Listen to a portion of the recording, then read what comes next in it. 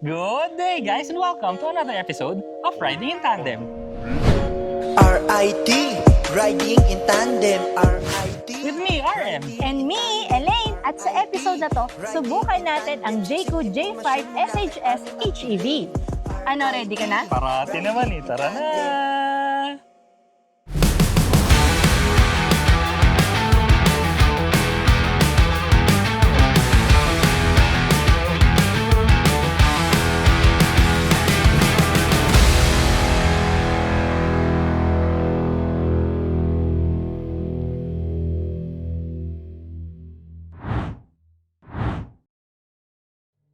Naghahanap ka ba ng klase na crossover?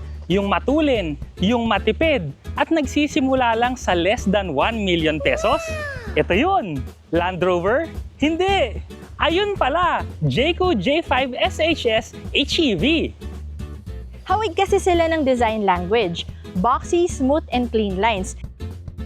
Singkit yung mga ilaw, pati na rin yung black garnish positions. Sabi nga nila, Land Rover DNA daw to. Pero totoo nga naman kasi sila rin naman yung gumagawa nito sa China. Sa sides, tuloy lang yung mga smooth lines. Pareho silang mataas yung belt line, pareho may matte body moldings, pareho rin sila ng silhouette. Sa likod, yung spoiler, yung pinto at saka yung bumper halos hawig. Ilaw lang yung naiba. Premium looking parang baby Land Rover at automatic pa yung tailgate. Practical din yung space sa likod. Kasyang-kasya nga ako eh, ang laki kong tao. May mga sabitan din dito, power supply, tas meron pang space sa ilalim nitong sahig. Sa interior, social at minimalist ang J5. Pero syempre, yung Land Rover, medyo higher quality talaga yung materials nun, pero high quality rin yung materials nito. Maganda rin yung mga fit and finish, walang mga langit-ngit. Sa ibabaw ng dashboard, soft touch materials, merong shiny black material na medyo may carbon fiber look, leather din yung sa bandang ilalim, sa gitna, pagkalaki-laki ng infotainment system, meron din tong Android Auto at Apple CarPlay. Ang size ng infotainment screen natin ay 13.2 inches. Nandito na yung controls ng aircon, ng ADAS at ng hybrid system. Ang instrument cluster digital, makikita mo dyan kung ilang kilometers na lang yung kaya niyang takbuhin, syempre yung odometer, yung fuel gauge, tsaka kung ilan yung percentage ng battery natitira. Ang manibela naman, leather wrap din, may piano black finish, meron din ditong mga patterns na line. Sa left side, ito yung nakakagulat eh, meron tong adaptive cruise control. Sa right side naman, may controls to para sa instrument cluster at infotainment system. Sa ilalim ng infotainment screen, meron tayong tatlong buttons. Yung drive modes, yung hazard, at saka yung door lock. Meron tayong dalawang cup holders, merong wireless charger, at saka yung center console. Leather yung center armrest, tapos maluwag din yan sa loob. Meron pa tong dalawang hidden na open compartments.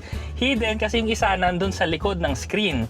Tapos yung isa pang compartment nandun sa ilalim ng center console. Marami ring mga saksakan doon. Merong Type A, Type C na USB, at saka power supply sa passenger side.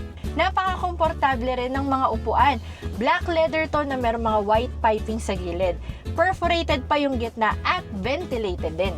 Dito sa second row, maluwag na maluwag din. Ang knee room ko, lagpas 2 fist. Ang headroom ko naman, lagpas 1 dangkal. Meron tayong panoramic sunroof. Magkabila, merong hawakan, ilaw, sabitan, at saka merong compartment sa pinto. May seat back pockets, meron tayong center armrest na merong 2 cup holders, meron tayong aircon vents, at saka may Type A USB port, may ISOFIX tethers, at meron ding 3-point seat belt. Kung need nyo ng more space, 60-40 yung folding ng upuan. Classy sa exterior, sa interior, sana classy rin siyang i-drive. Yan naman ang subukan natin ngayon. Let's go! So, ang shifter nga pala nito, no, wala sa center console, nandito sa likod ng manibela. Yan yung nauuso ngayon para mas maluwag dito. So, kanina pa naman namin to dinadrive, no? Pero ang napansin ko talagang unang-una, yung suspension. Kasi napaka-komportable nitong i-drive at saka maganda rin siyang iliko-liko. Hindi siya nakakatakot. Hindi masyadong mabody roll. Ang advantage kasi nito, no, naka-multilink suspension kasi ito sa likod. So, mas komportable kasi pag gumagalaw yung isang gulong, hindi nadadama yung buong sasakyan. Yung kabilang gulong, steady lang. Unlike pagka mga torsion beam kasi, di ba, magkadugtong. So, pag gumalaw yung isang gulong, gagalaw din yung kabila. So yun, kaya yun yung nakadagdag sa pagkakomportable nito. At saka yung bagsak talaga niya ang ganda. Tsaka ang tulin talaga. So papakita ko lang sa inyo, no, ngayon tatapaan ko lang ng konti lang. Oh, grabe. Grabe talaga, grabe. Naka-eco mode lang yun, pero grabe na talaga yung hatak niya. Sobrang lakas. Hindi lang tulin ang meron dito, no? Napakatipid din to kahit napakatulin kasi kaya daw nitong tumakbo ng 18.9 kilometers per liter. Bagay na bagay talaga yan, lalo na sa kondisyon natin ngayon, no? Nagtataasan lahat. Yung diesel, magkano 20 pesos yata yung idadagdag. Yung gasolina naman, parang mga 12 pesos, 13 pesos idadagdag. So, mabigat na kasi talaga sa bulsa. Oo. Pero kung ganito kasi yung gamit mo, no, kung internal combustion engine, napakahirap mag 10 kilometers per liter. Eh dito, no, 18.9, no, almost 19 kilometers per liter. Aalwan yung buhay mo, parang yung 500 mo, doble yung mararating mo ngayon. Isang advantage din ng HEV, no? Pagas ka lang kasi ng pagas doon. So, hindi mo na siya kailangang intindihin kung kailan mo isasaksak. Basta ako, sana lang siyang magcha-charge. Basta maglalagay ka lang ng gas, yun na yun. Malaking advantage to, lalo na sa mga naka-condo, no? Kasi yung mga gusto ng EV, kaso wala silang charger, di sila makapagsaksak. Diba? So, ito na yung solusyon sa mga problema nila. Magpagas ka lang ng magpagas, tapos siya na yung magcha-charge sa sarili niya. Napakaswabing i-drive nito kasi swabing-swabe yung acceleration, yung steering mo, swabing-swabe, yung braking niya malakas pero hindi pumapako, yung silinyador naman niya, pag binigla mo, mabibigla ka talaga pero good thing yun kasi andun yung power eh. Pero kung hinay-hinay ka lang, hinay-hinay din yung bigay. Tsaka ang nagustuhan ko dito, no, yung size niya, hindi kasi siya yung ganon kalaki sa labas, pero pagdating kasi sa loob, maluwag siya. Tamang-tama sa traffic yung size nito, hindi ka mahihirapan dalhin. Sa parking, hindi ka rin mahihirapan ditong tansyahin. May dalawang modes din to, no? Eco tsaka Sport. So, ang gamit natin ngayon yung Eco. Pag gamit mo to, ang 0 to 100 mo, 9.5 seconds. Mabilis na yon. Pero kung gusto mo mas matuli, no? Yung Sport mode nito, 0 to 100, 7.9 seconds. So, hindi ka maiinip sa pagmamaneho nito, mag-e-enjoy ka talaga. Kasi matulin na matulin. Nakakaliw din yung screen niya, no? Kasi ang laki, tsaka yung usual kasi, di ba, pa ganyan. Oo. Ito kasi patayo. Ang gandang tingnan. Tsaka yung may compartment siya sa likod. Wala silang inaksaya na space. So, medyo tinilt lang nila. Tapos, nagkaroon ka pa ng compartment sa likod nun. Meron dito mga ambient lighting. Pwede nyong bagu-baguhin yung kulay kung anong gusto nyo. Lahat ng color sa rainbow, pwede dito. At yung cabin nito, no, ang good thing din, pet friendly. So, pwede kayong, yung pets nyo, ilagay nyo dun sa likod. Pwede kayong magsabit ng mga nets para may division. So, pwede nyo silang isama sa mga trip nyo. Yung presyo nito kasi, 'di ba, napakaganda ng presyo. So, sinabi nga namin kanina, no, it starts below 1 million. Kaya nga. 'Di ba? Sobrang sulit. Pero ito pa, meron tong advanced driver aid system. Yun yung nakakagulat. Sa presyo niya, may ganun pa. May adaptive cruise control ka pa. Saan ka naman? Napakasulit nun. Dati kasi pag mga below 1M, medyo basic yung makukuha mo kasing sasakyan. Sa 1 million ngayon, 'di ba? Usually subcompact sedan lang 'yon. Pero dito naka-crossover ka na, may ADAS system ka pa, naka-hybrid ka pa. Ano pa hahanapin mo? Maganda pa yung materials na ginamit nila. Eto na nga, no, ang daming laman ng ADAS system. 12 driving assistance features. So, meron tayong adaptive cruise control, traffic jam assist, integrated cruise assist, autonomous emergency braking, forward collision warning, lane departure warning, lane departure prevention, emergency lane keeping, departure alert indication, intelligent speed assistance, lane keeping assist, and intelligent evasion support. Meron pang kasama to na additional na 5 blind spot assistance features. Nandito yung rear collision warning, rear cross traffic alert, blind spot detection, lane change assist, door open warning. O, 'di ba? Parang doon sa ibabayad mo. Doon pa lang eh.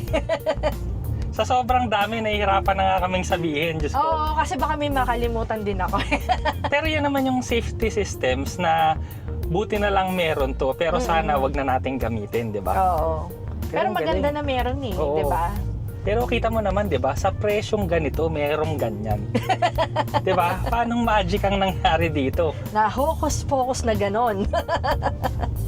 Uy, meron din nga pala to, no? May roof rails din to na kaya niyang 75 kg. So, kunwari, mahilig ka sa adventure. So, pwede kang maglagay ng kung anong gusto mo dyan. So, pwede siguro roof tent. Kung nagbabike ka, pwede mo lagyan ng bike dyan sa ibabaw or surfboard. Yun, so hanggang 75 kilos kaya niya. Additional features pa, no? Meron tong tire pressure monitoring system at yung 360-degree view camera para makita mo lahat ng sulok ng sasakyan. Masyadong tayong technical, no? So, doon naman tayo sa masaya. Correct. So, maliban sa napakasayang i-drive nito, masaya ka rin pag sumakay dito kasi pwede kang mag-videoke. Yun yung gusto niya. Meron siya dito, karaoke mixer. Ay, oo.